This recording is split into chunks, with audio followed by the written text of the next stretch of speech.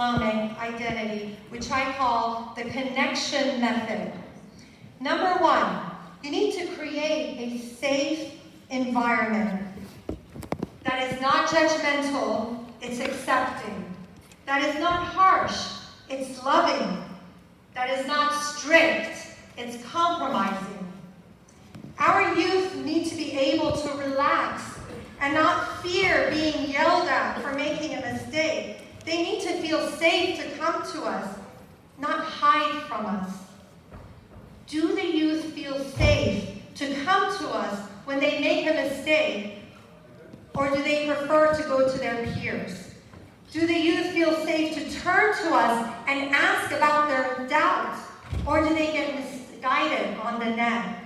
Do the youth feel safe to turn to us and share their personal struggles, or do they pretend to be what we want them to be and hide the truth? I remember an incident that highlights the importance of a safe and loving environment. It was in a coffee shop on Russell Road in Dubai, where an American diplomat took her shahada. She had been attending my halaqas where I combined psychology and Islam for months.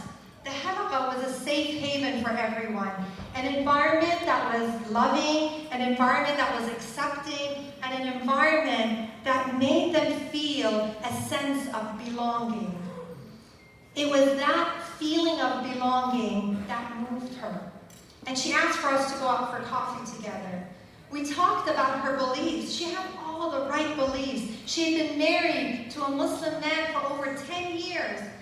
And even though she knew so much, she never embraced Islam. She had the knowledge, but she didn't have the community to support her. She expressed that the halaqah, in the halaqah, she felt a sense of community. She felt a sense of sisterhood. She felt a sense of belonging. Right there in the coffee shop, she took her shahada, alhamdulillah. Our youth deserve a safe environment. Our youth deserve feeling of belonging, and our youth deserve to feel loved. I want to personally thank Mass and the active members in the community for creating a welcoming and wonderful environment for our youth where they can be themselves without judgment. Number two is to build a relationship with the youth.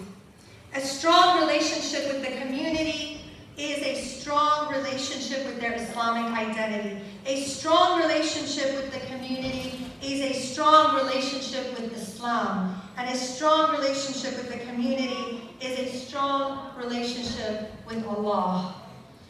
So to build a strong relationship with anyone, whether it's your spouse, whether it's your family members or community members or friends, you need to get to know them. You have to know their names, who they are. You have to know their likes and dislikes. You have to know their wants and needs. I remember living in Egypt, where I was shopping in a small grocery store. And a lady approached me. She had heard me speaking English. You're going to like this. And she came up to me and she said, "There are 5 pillars of Islam." So bless her heart, she wanted to give me dawah. Without knowing anything about me, she had no idea how long that I was a born Muslim. She had no idea about my background. So we need to know who we're talking to before we start teaching them. We need to know who we're talking to before we start correcting them. We need to know who we are talking to before we start judging them. Once my son, Amir, was playing basketball at a masjid while wearing shorts beneath his knee. Okay, and when the adhan called, he went into the masjid, did his wudu, ready to pray, and an older uncle came up to me and came up to him and said, "Why are you coming to masjid naked?" Okay. And there was a lady who was interested. I emphasize the word interested in Islam. She came to the masjid during prayer time. Out of respect, she wore the hijab. She came in, and one sister masjid police came to her and said, "You are plucking your eyebrow, it's haram." That was the last time she came to the masjid. We can't do this to our youth. We need to get to know them before we advise them. We need to get to know them before we affect them. We need to know them to build them. At Mass, they take the time to know the youth. At Mass, they take the time to empower the youth. And at Mass, they take the time to make the youth feel valued. Number 3 is create a positive association. So there is a physiological reaction that we feel whenever we have a good experience. I want you to think back to Pavlov's dog. Pavlov was presented, the dog was presented with meat and paired up with a ring, a bell. So there was the meat and then there was the bell. And every time he would salivate, right? To the point where the bell rang and the dog started salivating without even seeing the meat. Now we need to use this, right? So we actually release endorphins and dopamine when we enter a place that brings us feelings of happiness and brings us good memories. So we need to use this knowledge to create a positive association for our youth. They need a community that makes them feel happy to be a Muslim. They need a community that makes them feel proud to be a Muslim. They need a community that makes them feel valued as a Muslim. All our events, all our interactions, and all our planning should prioritize creating this positive association. In the first step of the connection method, we create a safe environment. When it's a safe environment where the youth can be themselves and feel empowered to contribute. In the second step, we get to know our youth. When we know them, we know their strengths and we can empower them by getting them involved. In the third step, we create a positive association by making events and interactions meaningful, mindful, and fun. Step number 4 is to empower the youth. We empower them by trusting them. We empower them by giving them leadership roles. We empower them by recognizing their positive traits.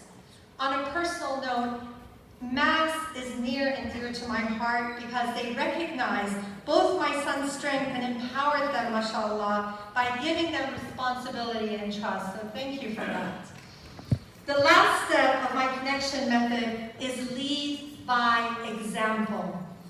Your psychological health is dependent of having congruence between your beliefs and your actions. So if you believe that prayer is important and you pray, you feel good. If you feel that exercise and eating right is good and you do it, you feel good. But if you feel that lying is wrong, but you do it, you feel horrible inside. If you, the more your ideal self matches your self-image, the better you feel about yourself. So when you walk the talk, the youth will respect you. When you walk the talk, the youth will listen to you. When you walk the talk, the youth will love you. And if they love you, they will love Islam because you represent Islam. Mass brings education, leadership, and recreation for our youth. In order for Mass to continue to empower our youth and their Islamic identity, in order for Mass to continue to provide a safe environment for spiritual growth, and in order for Mass to continue to instill leadership skills in our youth, we need your continued support. Mass is not simply a place of worship, it's a place for youth to hang out. That's because the environment is welcoming and accepting. And Mass does not only address the spiritual needs of the community, it addresses the social needs in a safe environment. From soccer, qiyam nights, to talent shows, Mass keeps delivering exciting new programs for the youth, mashallah. All of this is possible with the support of the community. build a community, leave a legacy, invest in an ongoing charity. I thank you so much for always being so hospitable and always making this place where our youth love to come. Jazakallah khair.